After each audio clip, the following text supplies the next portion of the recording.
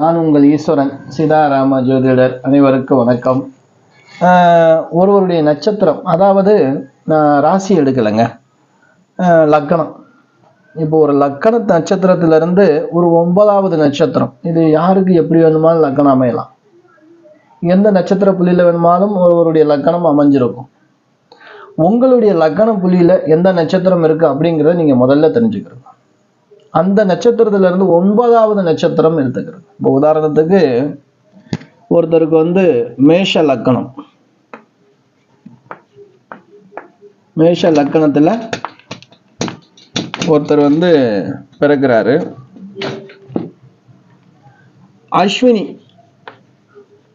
அஸ்வினியுடைய நட்சத்திரத்துல லக்கணம் புள்ளி அமைஞ்சிருக்கு. இந்த அஸ்வினி நட்சத்திரத்துல லக்கண புள்ளி அமைஞ்சிருக்கிறதுனால இவருக்கு 9வது நட்சத்திரம் எந்த நட்சத்திரம் வருது அப்படின்னா, அஸ்வினி, பரணி, கிருத்திகை, ரோகிணி, மிருகசீரிடம், திருவாதிரை, புனர்பூசம், பூசம், ஆயில்யம். இப்போ நம்ம பார்த்தோம் அப்படின்னா,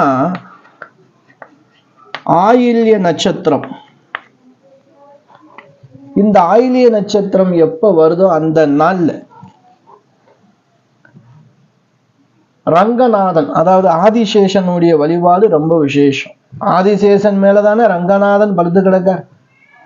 அப்ப அந்த ரங்கநாதன் ஸ்ரீரங்கம் முடிஞ்சா அந்த நாள்ல நீங்க ஸ்ரீரங்கம், திருச்சி ஸ்ரீரங்கம் போய் வரலாம். இல்ல உங்க ஊருக்கு அருகாமையில ஆதிசேஷனுடைய கோவில, இல்ல பெருமாள் கோவில் ஆதிசேஷன் இருந்தா கூட அவரை போய் நீங்க வணங்கி ஒரு பிரார்த்தனை வச்சுக்கணும், வேண்டுதல்.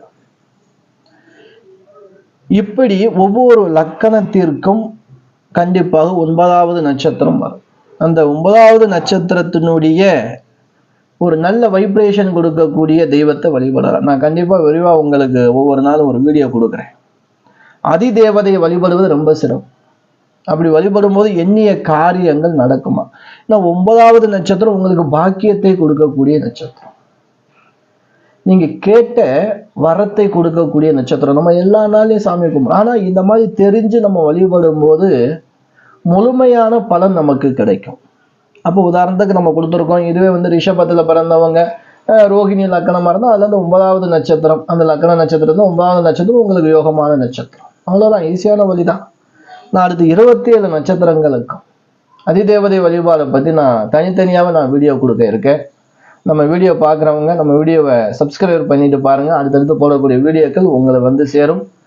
அடுத்த வீடியோவில் நான் சந்திக்கும் வரை நான் உங்கள் ஈஸ்வரன் சீதாராம ஜோதிடர். நன்றி, வணக்கம்.